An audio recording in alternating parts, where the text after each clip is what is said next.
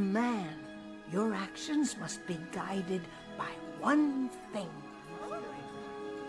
Your totem is love. What? Hello, and welcome back to the Women's Fellowship 40-Day Bible Study. In our last meeting, we talked a little bit about the beauty of husband and wife, why men only have one, and briefly about the qualities of a good partner. When Adam was lonely, God sent him a woman, not 10 of them. Every man should have his own woman, and women should have their own man, not man to man or woman to woman, man to woman and woman to man. Man and woman is the only order God will bless. And with that, God will bless them with something special, which leads us to our lesson for today, being fruitful. Several times in the Bible we have heard God repeat in many verses to be fruitful and multiply, but only in what he calls the bed of love. There is marriage and then there is children.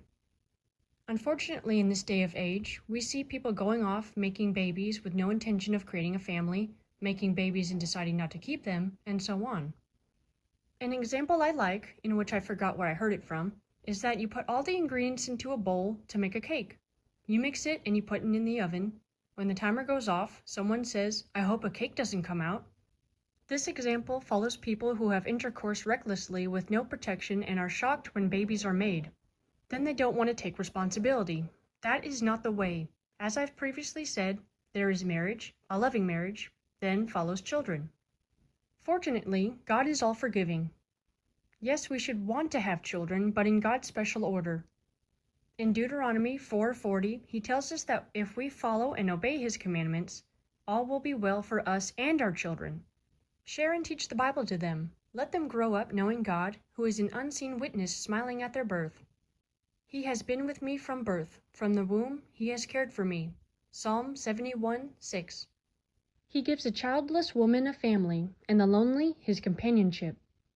Having been adopted myself, that was God's plan. We are born by his purpose and for his purpose. I'm fortunate enough to have been taught and submitted to him from an early age. That brings me to remind you that we talked about testimonies in day 2. In Joel, we are told to pass down God's word from generation to generation. Break the cycle of your ancestors, and share Bible stories with your kids, as this week's homework. For that concludes day 17. See you in the next one.